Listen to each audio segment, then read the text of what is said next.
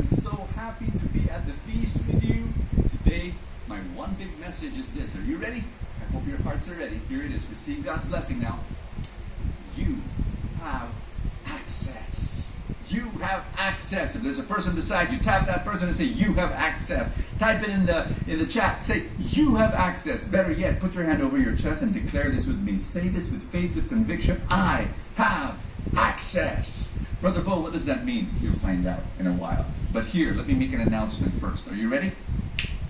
The Garden of Eden is a mountain. Yes, yes, yes. Brother Bo, how do you know? Well, the text that we just read, verse 10, what does it say? It says, a river flowed from the land of Egypt, watering the garden and then dividing into 4 branches. And then if you read the next few verses, it says that the river watered the nations. Now, I want you to think about that. Like wow, that's wild. Hey, if the Garden of Eden were not elevated, there would be no flowing down to the nations. None whatsoever. The second thing also that you notice when you read through scriptures, there are parts in the Bible that assumed that Eden was a mountain.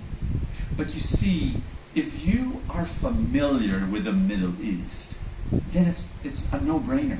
In the Middle East, gardens are connected to elevated places. Because the mountain, that's where the climate is cooler. That's when there's a lot of water. And then the plains below, mostly desert, mostly wilderness, etc. But the gardens are in the elevated places. So what is this?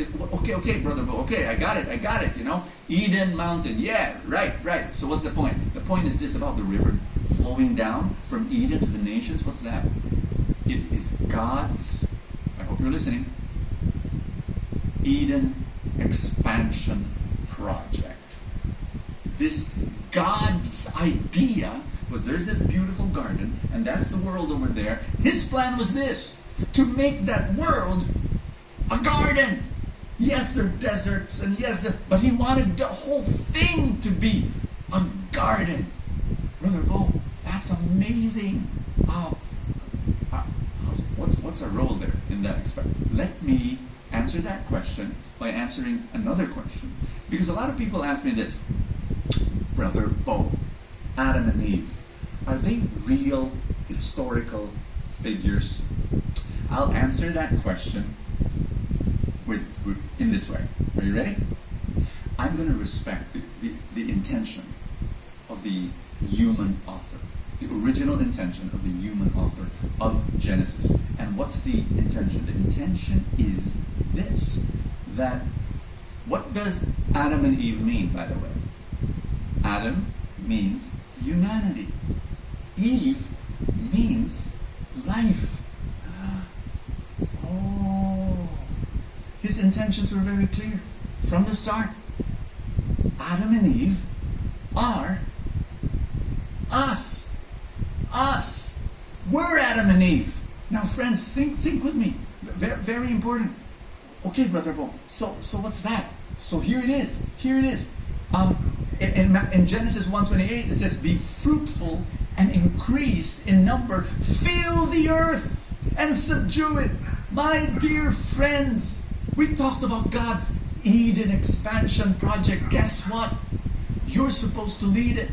Adam and Eve we're not just going to be the members of the Homeowners Association of Eden Subdivision. No, they're supposed to be in charge of the garden. They're supposed to be co-rulers of this cosmic mountain.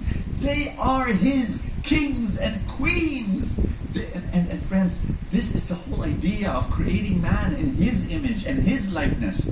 We're supposed to represent God in this world. And that's why we need the tree of life. We need the tree of life. In the Garden of Eden, there were two trees. Tree of life and the tree of knowing good and bad. You're familiar with that? Okay.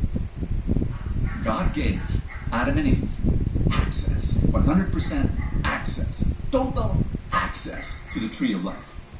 Which brings me to a little story I want to share with you that happened when I was 16 years old. and I was traveling in Europe for 41 days all by myself. It's the first time I traveled out of the country, so I was crazy afraid. And I had very little money. So little, I kept my money in my socks. Have you ever done that, like traveling with money in your socks? So that's what I did. My money was smelly, but safe. Okay. I had to save money for lunch. Usually, I will look for a park bench, sit down there, grab my bread from my bag.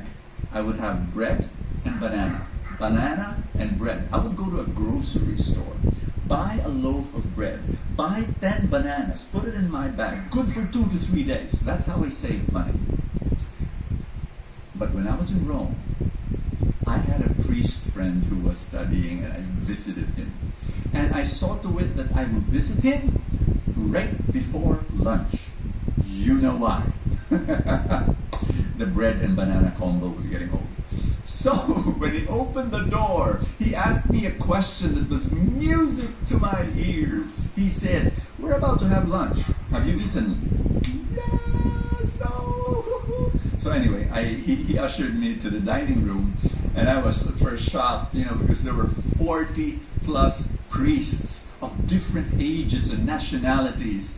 And lo and behold, this long buffet table with an endless array of Italian pizza and other dishes. It was, oh man! And anyway, so I took my first bite, sat down, took my first bite, and my stomach asked my brain, is this food? It doesn't taste bread and banana. And just wanted to make you laugh. My priest friend, as we were eating, he pulled out something from his pocket, and then he gave it to me. He said, "Take this." I took it. It was a key. It was a key. And I said, "What's this?" And he said, "It's the key, duplicate key of the front door. And anytime, come in. You're hungry? Come in." I don't know how I look. I probably look famished, like horribly, I don't know, malnourished. Anyway, he said, "Come in, anytime. Morning, noon, evening, just come in and eat. It's there, kitchen." I thought I'd won the lotto. It's like I wanted to jump up and down. And I want you to know that this is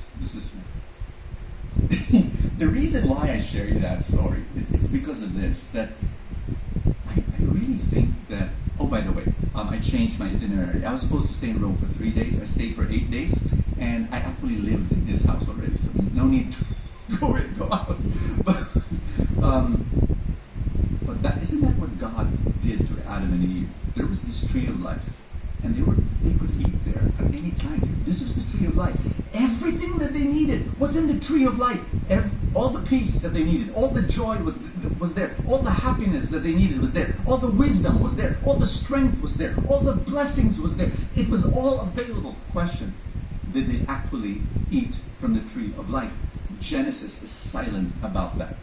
Not a hint, not a squeak. They did not say. You cannot read in the book of Genesis this story where Adam and Eve walked to the tree of life, got a fruit, nibbled it, and said, "This is freaking delicious. What's my name? Who am I? This is so..." None. And I think it was intentional. I really think that the Genesis writer was saying, this is a perfect picture of our stupidity. Because they did not go to the tree of life, they went to the tree of knowing good and bad. Now what's the deal with that tree? We've said this in the feast a few times, refresh your memory. The tree of knowing good and bad, the other tree that Adam and Eve went to, that represents man's attempt at redefining good and bad for ourselves apart from God. It is man taking matters into his own hands, not trusting God. At the end of the day, two truths is a question of trust. God is asking you today, will you trust me? Or will you redefine good and bad and take matters? Will you trust me? And I want to ask this question. Why did Adam and Eve not eat from the tree of life? Why? I'll tell you. Fear. I think it's fear. That's my guess. Why Why is the tree of life scary, Brother Bo? It represents God's divine presence. And yeah, it could be awe-striking and terrifying.